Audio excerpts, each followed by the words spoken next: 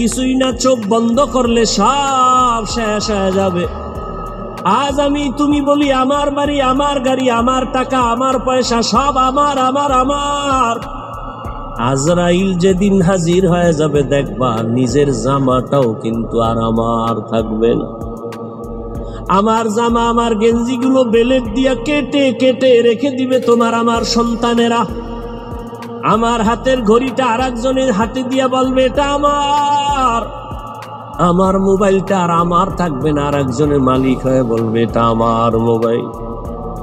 আমাকে 3টা কাফনে পেঁচাইয়া ঘর থেকে বিদায় করে দিবে। অন্ধকার কবরে নিয়ে যাবে। কই ছেলে, কই মেয়ে, কই বাড়ি, কই টাকা, সব আমার থেকে আলাদা হয়ে গেল। 3 কাফনের বাসিন্দা বানায়া জানাজা পড়ায় কবরের দেশে নিয়ে রাখবে। এমন একটা জায়গায় কবর যেখানে দিনের বেলাও যাইতে সবাই ভয় পায়। বাঁশবাগান বাড়ির পেছনের অংশ, কেউ যায় না, সাপ বিচ্ছু থাকার গর্ত। কবরে রাখিয়া সবাই চলে যাবে, আর খবর নিবে না। তবে হ্যাঁ, যদি কিছু নেক আমল করে যাও, ভালো সন্তান রেখে যাও, কোরআন পড়নেওয়ালা, মাদ্রাসা মসজিদ রেখে যাও, আলেম ওলামা বানায় রেখে যাও, এদের দোয়া চলবে কবরে। তাও যদি না থাকে কবরে আর কিছুই যাবে না রে বাবা। রহমতের নবী আম্মা জান আয়েশা বলেন, আমার হুজরায় বসে নবী গুনগুন করে কান্না করেন। আমি জিজ্ঞাসা করতাম, ইয়া রাসূলুল্লাহ, আমি আয়েশার কোনো বেয়াদবির কারণে আপনি কান্না করেন? কয় না না। তো কেন আপনি কাঁদেন? আম্মা জান আয়েশার জবাবে রহমতের নবী বলেন, হাসরের ময়দানের ভয়ঙ্কর হালাত আমার যখন মনে পড়ে চোখের পানি ধরে রাখতে পারি না রে আয়েশা। হাসরের ময়দানটা কত যে ভয়ঙ্কর, আমার উম্মতের কি হালাত হবে আয়েশা। আম্মা জান বলেন, কেমন হালাত? নবীজি বলেন, হাসরের ময়দানে নারী আর পুরুষগুলো উলঙ্গ, সবাই উডুবে। নারীরা উলঙ্গ, পুরুষেরা উলঙ্গ দাঁড়াবে। সূর্যটা মাথার উপরে নেমে আসবে। সূর্যের গরমে জমিনটা তামা হয়ে যাবে। নাফরমানদের মাথার মগজগুলো ভাতের মারের মতো ফুটতে থাকবে। ওদিকে জাহান্নামের আওয়াজ। জাহান্নাম চিৎকার দিয়া বলবে, ও দয়ার মালিক, বেনামাজি গুলো কই? নাফরমান গুনাহগার গুলো আমার পেটে দাও। নবী বলেন, ওদিকে আমার আল্লাহ রাগান্বিত আওয়াজ দিয়া ফেলবেন, কুদরতের আওয়াজ দিবেন, বড় ভয়ঙ্কর আওয়াজ। লিমানিল মুলকুল ইয়াউম লিল্লাহিল ওয়াহিদিল কাহ্হার। নবীজি বলেন, আমার আল্লাহ এতটা রাগান্বিত, কুদরতের আওয়াজ দিবেন যে হাসরের ময়দানটা থরথর করে কেঁপে উঠবে। জাহান্নামের আওয়াজ, এমন অবস্থা হবে যে নবীদের কোনো গুনাহ নাই, সে নবীরাও কান্না শুরু করবেন। আদম আলাইহিস সালাম কান্না করবেন, মুসা নবী কাঁদবেন, ঈসা নবী কান্না করবেন, ইব্রাহিম নবী কান্না করবেন, নূহ নবী কান্না করবেন। উম্মতেরা পাগলের মতো দৌড়াবে, কোথায় যাবে একটু পরিত্রাণ পাওয়ার জন্য। আদম নবীও বলবে, আমি পারবো না, যাও, কোনো উম্মতের সুপারিশ করতে পারবো না। মুসা নবীও তাড়ায় দিবেন, ঈসা নবী তাড়ায় দিবেন। সর্বশেষ রহমতের নবী বলেন, আয়েশা, উম্মতেরা পাগলের মতো হয়ে যাবে। এক পর্যায়ে তারা আমি মুহাম্মদের তালাশ করতে থাকবে। আম্মা জান বলেন, ইয়া রাসূলুল্লাহ, উম্মতেরা ওই কঠিন সময় আপনাকে কোথায় পাবে? মায়ার নবী কাঁদেন আর বলেন, আয়েশা, ওই কঠিন সময় আমি একমাত্র আমার রবের সামনে সিজদায় পড়ে মাকামে মাহমুদে কান্না শুরু করব। মুসা নবী কাঁদবেন নিজের জন্য, ঈসা নবী কান্না করবেন নিজের চিন্তায়, আদম নবী কাঁদবেন নিজের চিন্তা, আর আমি মুহাম্মদ কান্না করব, একবারও বলবো না আমার কথা, আমি বারবার বলবো, আমার উম্মতের কি উপায়? আমি আমার মাওলাকে বলবো, আল্লাহ, আমার উম্মতের খবর কি? আমার একটা উম্মত যেন জাহান্নামের আগুনে না যায়, জাহান্নামের একটা সেকেন্ডের গরম সহ্য করতে পারবে না। আমার আল্লাহ তখন আমার কান্না সহ্য করতে পারবেন না, দ্রুত বলবেন, হে নবী আপনি মাথা উঠান, আপনার কান্না আমি আল্লাহ সহ্য করতে পারি না। আমাকে তখন আমার আল্লাহ বলবে, যান আপনার উম্মত গুলো বাছাই করে করে জাহান্নাম থেকে জান্নাতের পথে নিয়ে যান। আমি তখন অর্ডার পাইয়া আমার গুনাহগার উম্মত গুলো বাছাই করে করে করে করে হাউজে কাউসারের কিনারায় নিয়ে দাঁড় করাবো, কারণ সূর্যের গরমে পানির এত পিপাসা, এতটা কঠিন, আমার উম্মত গুলোকে আমি ধরে ধরে হাউজে কাউসারের কিনারায় নিয়ে দাঁড় করাবো। আম্মা জান আয়েশা বললেন, ইয়া রাসূলুল্লাহ, কোটি কোটি কোটি মানুষের ভেতরে আপনার উম্মতের চিনবেন কিভাবে? মুসা নবীর উম্মত, ঈসা নবীর উম্মত, ইব্রাহিমের উম্মত কেমনে চিনবেন আপনারটা? নব রহমতের নবী বলেন, হে আয়েশা, আমার উম্মতেরা দুনিয়ায় যারা ওযু বানাইয়া 5 বেলার নামাজ আদায় করত, কিয়ামতের ময়দানে তাদের ওযুর জায়গাগুলো নূরের আলোতে ঝলমল করতে থাকবে। আমি দেখে দেখে ধরে ধরে বলবো, আমার উম্মতেরা হাউজে কাউসারের পানি আমার হাতে পান করে যাও। হাউজে কাউসারের গোড়ায় আমি নিজে পেয়ালা ভরে ভরে পানি দিব, আর উম্মতেরা পান করবে। এভাবে দিতে দিতে হঠাৎ করে উম্মতের লাইন এখন অনেক বড়, মাঝখানে পর্দা পড়ে যাবে। ফেরেশতারা পর্দা দিলা কেন? উম্মত এখনো তো বাকি আছে, ওদেরকে পানি পান করাবো। ফেরেশতারা বলবেন, ইয়া রাসূলুল্লাহ, এই উম্মত গুলো আপনার আসল উম্মত না, এগুলো ভেজাল। আপনি দুনিয়ার থেকে বিদায়ের পরে এই উম্মত গুলো জাহান্নামের পথে চলতে চলতে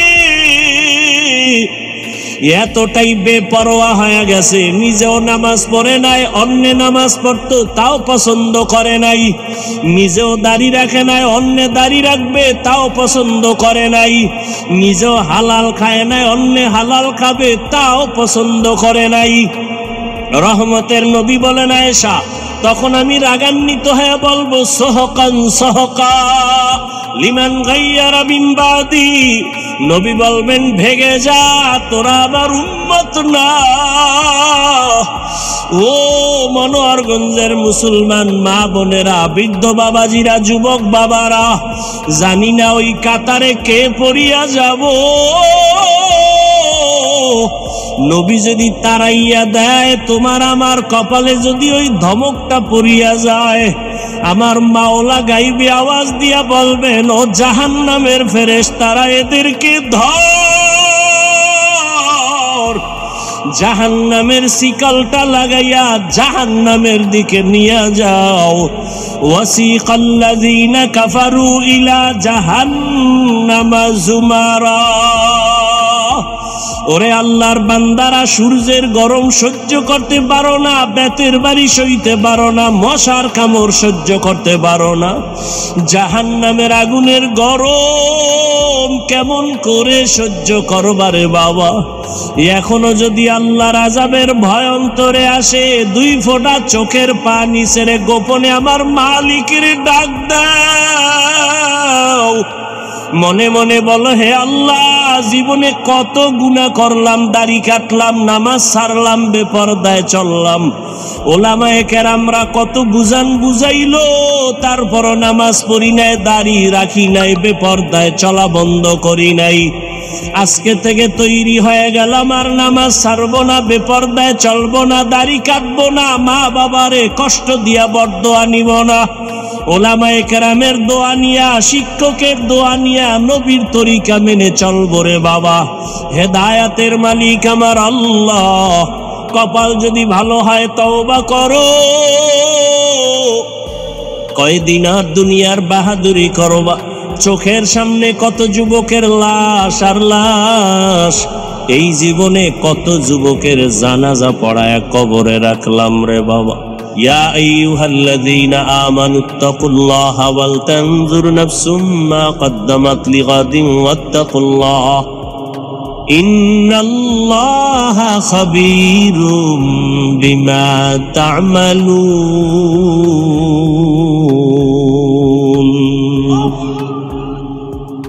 মুমিনদের আল্লাহ বলেন তোমরা আমাকে ভয় করো, তাকওয়া অর্জন করো,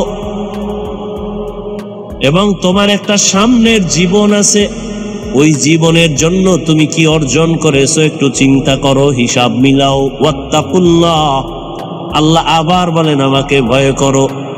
ইন্নাল্লাহা খাবীরুম বিমা তা'মালুন, তুমি যা করো সব বিষয় আমি আল্লাহ অগ্রিম সব জানি। দুনিয়ার সবাইকে ফাঁকি দেওয়া যায়, আল্লাহকে কখনোই ফাঁকি দেওয়া যাবে না। রহমতের নবী বলেন আদ-দুনিয়া সিজনুল মুমিন ওয়া জান্নাতুল কাফির, দুনিয়াটা মুমিনদের জন্য জেলখানা, মুসিবতের জায়গা। বেঈমান দুনিয়াদার যারা, এদের জন্য বালাখানা, শান্তির জায়গা। যত শান্তি দুনিয়াদার দুনিয়ায় পাবে, মরণের পরে আর শান্তি নাই, অশান্তি শুরু হবে, শেষ হবে না। দুনিয়াতে যত কষ্ট মুমিন দুনিয়াতে পাওয়ার পরে, এদের মরণের পরে শান্তি শুরু হবে, আর কখনো শেষ হবে না। দুনিয়ায় শান্তি, পরকালে কষ্ট বেঈমানের জন্য, দুনিয়ায় কষ্ট, পরকালে শান্তি মুমিনের জন্য। কারণ আল্লাহ বলেন দুনিয়াটা পরীক্ষার হল। এই দুনিয়ায় যার ঈমান যত তাজা, তার মুসিবত তত বড়। দুনিয়াতে সব থেকে বড় ঈমানওয়ালা, তাজা ঈমানওয়ালা নবী রাসূলগণ, তাদের জন্য দুনিয়াটা বড় মারাত্মক ছিল, পরীক্ষা বড় কঠিন ছিল। আল্লাহ পাক বলেন আমি দুনিয়ায় তোমাদের পাঠাবার একমাত্র কারণ আখিরাতের ফসল কামাই করবা। আমার দেশ থেকে বিদেশে যারা কাজের জন্য যায়, আমেরিকা যায়, লন্ডন যায়, সৌদি আরবে যায়, কাতার, কুয়েত, ওমানে যায়, বহু যুবক ছেলে মেয়েরা বিদেশ আছে না নাই, ওরা বিদেশ যায়, টাকা পয়সা কামাই করে, কিন্তু ওখানে কেউ বাড়ি করে না, কামাই করে ওখানে, চিন্তা চেতনা সব তার নিজ জন্মভূমি বাংলাদেশে একটা ঘর কেমনে করবে, আব্বা আম্মাকে একটু আরামে কেমনে ঘুম পাড়াবে, সন্তান পরিবার নিয়ে কেমনে জীবন যাপন করবে, এই চিন্তায় রাতের ঘুম নাই, খানা নাই, এত ব্যস্ত সময় পার করে, সেখানে ঘুমায়ও না টাইম মতো, ওভার ডিউটি করে, আছে না নাই?